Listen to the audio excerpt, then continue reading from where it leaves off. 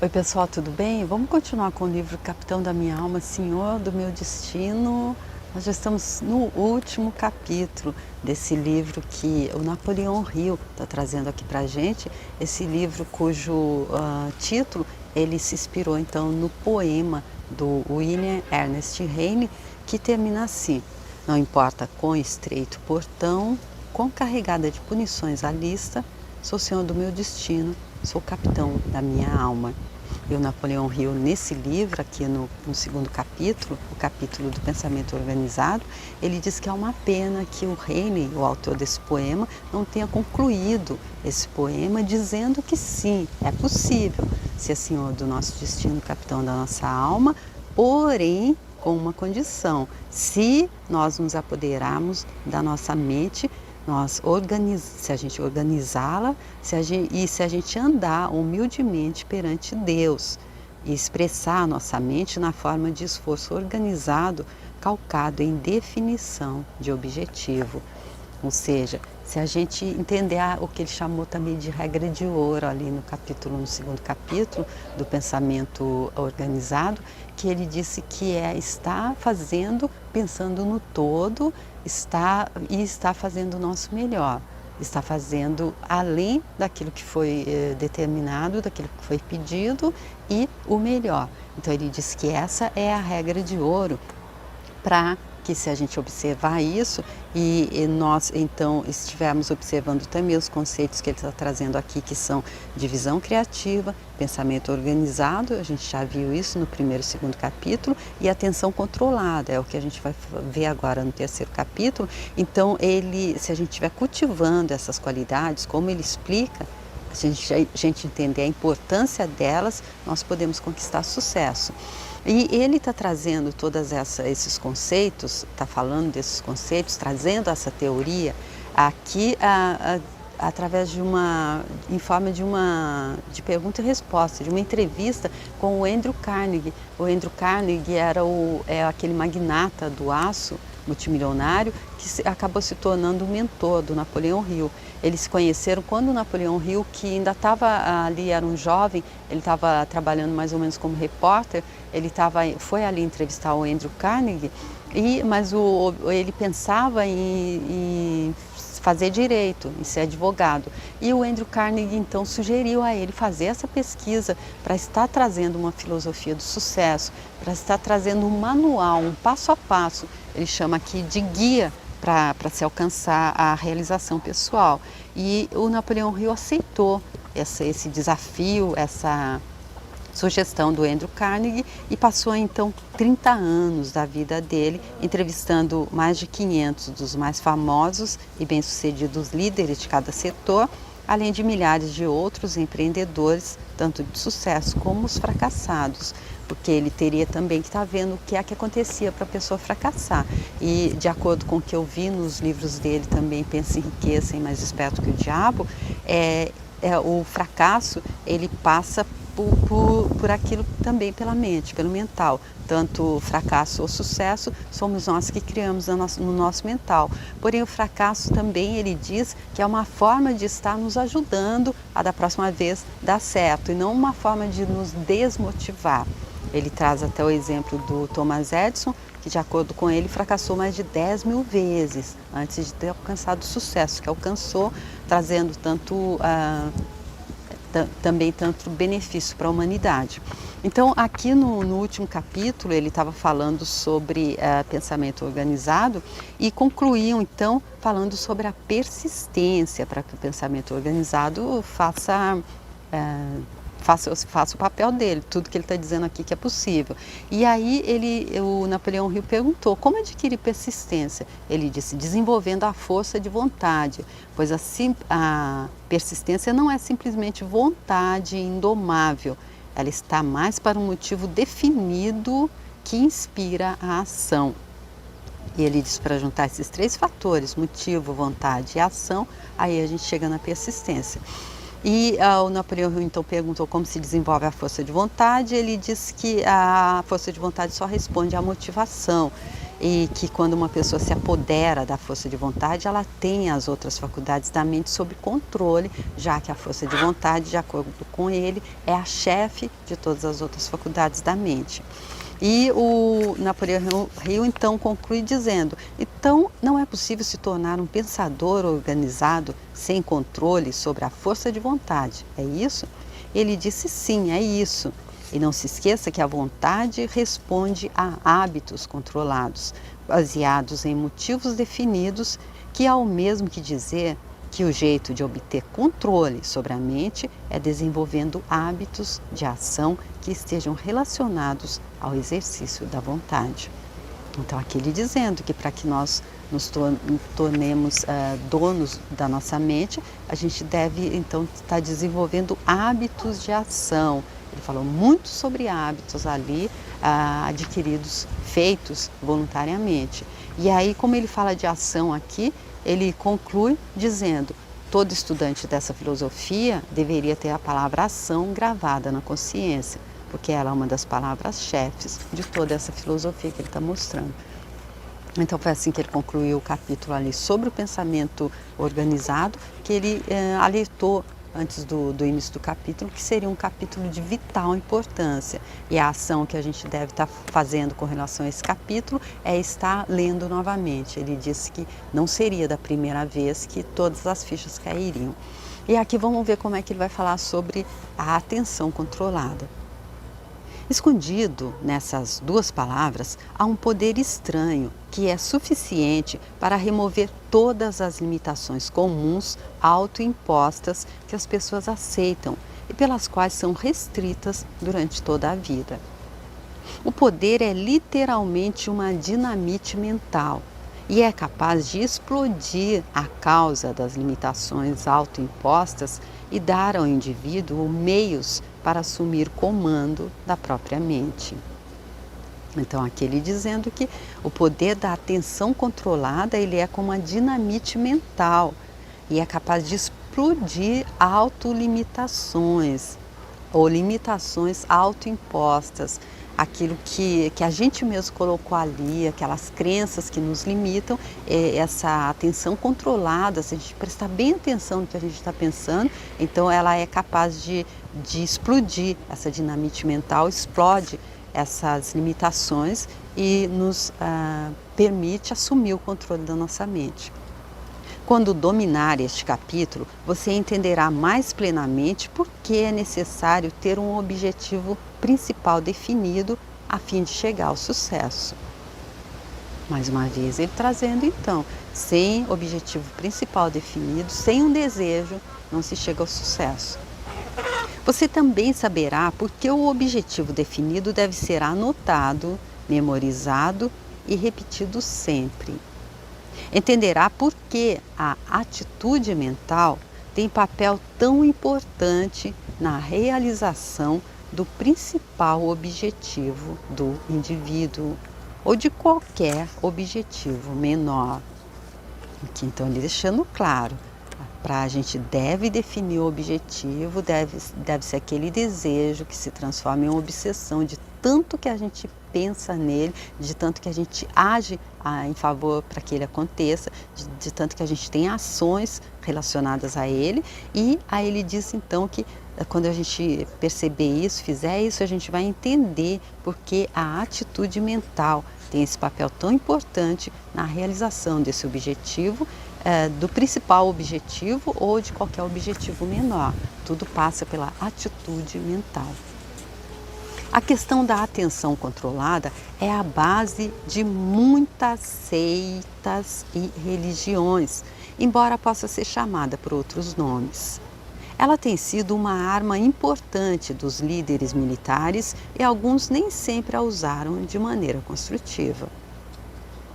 A atenção controlada, então, ele dizendo que pode ser usada de forma negativa e que é a base de muitas seitas e religiões.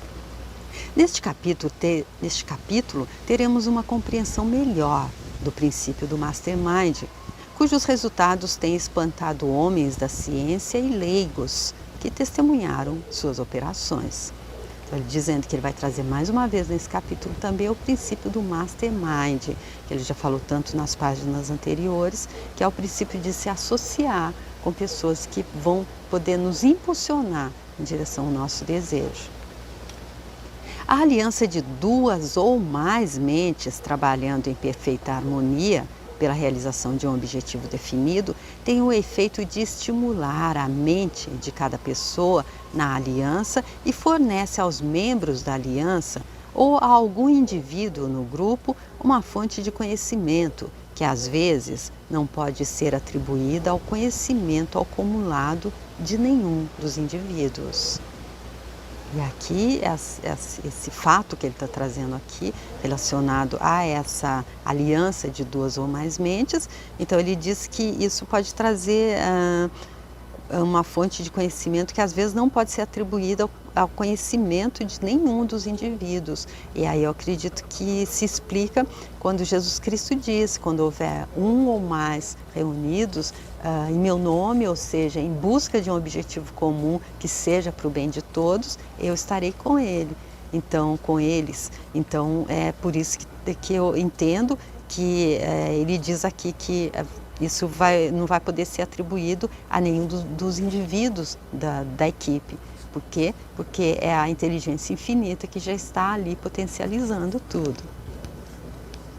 Esse resultado nós conhecemos porque ele é um resultado que está surgindo nos laboratórios de pesquisa e nos conselhos do comércio e da indústria no mundo todo, quase como uma rotina diária.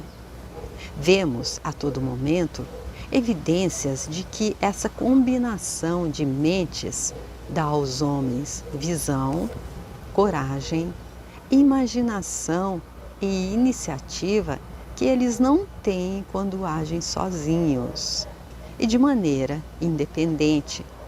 E sabemos que esse poder está disponível até para os homens, cujo objetivo declarado é a destruição do melhor que a civilização deu ao mundo. Então, ele dizendo que todas as evidências mostram que essa combinação de mentes em prol do mesmo objetivo, ela faz com que as pessoas tenham mais visão, coragem, imaginação, iniciativa que não teriam se estivessem sozinhos.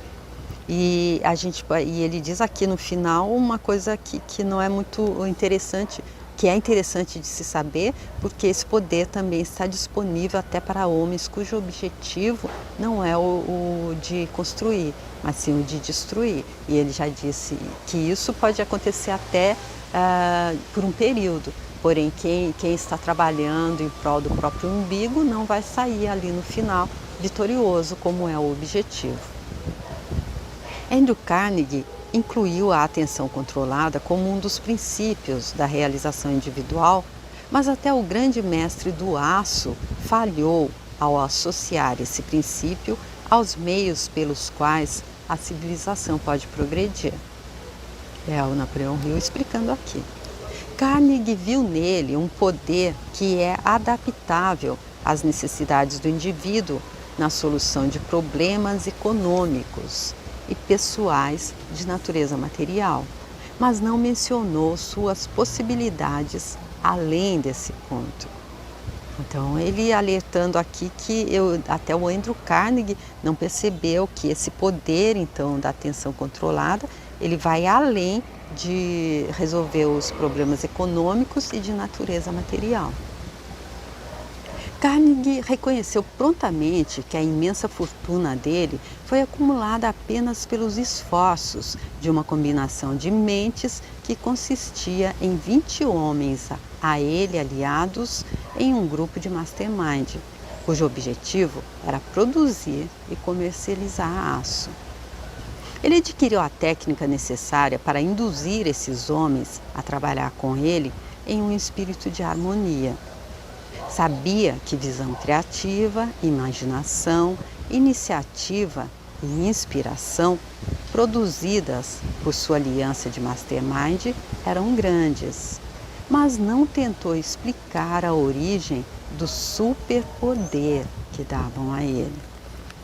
Então ele dizendo que o Carnegie, ele ficou ali só mesmo no material, focado, ele sabia que essa aliança com esses 20 homens do grupo de mastermind dele, que fez com que ele se tornasse o magnata do aço, um multimilionário, ele sabia que ela trazia visão criativa, imaginação, iniciativa e inspiração, mas ele não percebeu que isso ia muito além, que dava a eles um superpoder. Eu acredito que então o Napoleão Hill vai abrir isso para a gente, vai mostrar como é que isso acontece. Eu acredito que seja por causa daquela forma que ele já disse ali, que quando tudo isso, todo esse planejamento chega ali na mente subconsciente, então há aquela fusão com a inteligência divina que potencializa isso. Acredito que ele vai explicar melhor essa parte. Desde que Carnegie chamou minha atenção para esse princípio, transcorreu mais de um quarto de século de intensa pesquisa sobre as causas do poder desse princípio. A mente de milhares de pessoas foi estudada. As reações delas a estímulo de pensamento foram examinadas e foram tiradas conclusões que podem ser da maior importância para as futuras gerações na questão do ajuste das relações humanas. Aqui, então ele dizendo que sim, ele concluiu, ele tirou conclusões, mas não assim vagamente, só pensando, não é teoria vazia. Ele passou mais de um quarto de século de intensa pesquisa buscando a causa desse poder que essa aliança de mastermind traz então para as pessoas que estão ali em busca do mesmo objetivo. Que é, ele diz que na questão, isso vai trazer vai ser de muita importância para as futuras gerações no ajuste das relações humanas. Acompanhe-me agora para uma breve aula básica sobre química orgânica, porque é nela que encontraremos a primeira pista convincente do que acontece quando duas ou mais mentes se unem em espírito de harmonia para a realização de um objetivo único. Então, ele dizendo que isso passa mesmo ali pelo organismo, sobre química orgânica mesmo. Ele realmente tem como comprovar o porquê é que isso acontece quando as pessoas então ali estão harmonizadas no mesmo objetivo. Em química, aprendemos que dois ou mais elementos de natureza inteiramente diferente podem ser combinados para produzir algo diferente deles.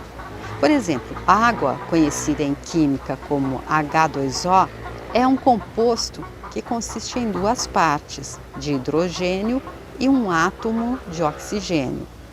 Mas o resultado não é hidrogênio nem oxigênio. Esse casamento de elementos fornece um produto inteiramente novo. Então aqui a gente que já passou esse período ali, já estudamos isso, vamos estar relembrando então um pouco aqui de química. Também aprendemos em química que certas drogas inofensivas podem ser associadas para criar um veneno mortal, enquanto outras combinações de drogas associadas ao veneno neutralizam o efeito tóxico dele. Então, ele mostrando aqui para A mais B que o que ele está dizendo está calcado na ciência. Vemos na natureza que todo átomo de matéria e cada unidade de energia são definitivamente modificados por seus associados mais próximos. A vegetação, as coisas que crescem do chão, tudo é definitivamente modificado pelos elementos do solo no qual se alimenta. Fato bem conhecido por todo agricultor ou horticultor. Sim, os átomos da matéria são influenciados pela presença de seus vizinhos, como as pessoas. Então, aqui ele já falou ali das influências que a gente, então, nós estamos expostos com relação àquelas pessoas a quem nós nos associamos. Ele dizendo que isso vem porque é uma coisa natural da lei da natureza, que os átomos da matéria são influenciados pela presença dos vizinhos. O mundo em que vivemos é a porção material do universo que podemos observar, são feitos de elétrons, que, em última análise, consistem em unidades positivas e negativas de energia arranjadas de tal forma que as duas forças se equilibram e são praticamente inseparáveis por qualquer método conhecido pela ciência. Então, ele trazendo mais aqui, indo um pouco mais fundo, que a gente já percebeu que a porção material do universo que a gente pode observar, ela é toda feita de elétrons e que, em última análise, isso consiste em unidades positivas e negativas de energias, ou seja, de átomos, de tal forma que as duas forças se equilibram e são praticamente inseparáveis. É como, por exemplo, talvez para a gente ter uma visão mais ou menos quando a gente coloca dois ímãs superpotentes, eles só são o negativo e o positivo que se atraem, que se unem ali, a gente vai tentar separar, às vezes super forte, elas são quase que inseparáveis. A porção material do universo consiste, até onde a ciência foi capaz de determinar, em apenas duas coisas: energia e matéria, a porção material. E parece, se quisermos ser estritamente técnicos na exposição dos fatos, que a chamada porção material do universo não é mais que energia, já que, obviamente, os elétrons de matéria são conhecidos como nada mais que duas formas opostas de energia, uma empurrando e outra puxando, de forma a neutralizar sua energia combinada, ou seja, a energia positiva e a energia negativa ali agindo, uma puxando, a outra empurrando, e assim ela neutraliza essa energia combinada. Então a gente que ele tá indo bem fundo aqui nessa parte que é um pouco complexa, especialmente para se a gente nunca se abriu um pouco para entender isso, porque ele está dizendo a porção material do universo consiste, até onde a ciência foi capaz de determinar, em apenas duas coisas: energia e matéria. E parece, se quisermos ser estritamente técnicos na exposição dos fatos, que a chamada porção material do universo não é mais do que energia.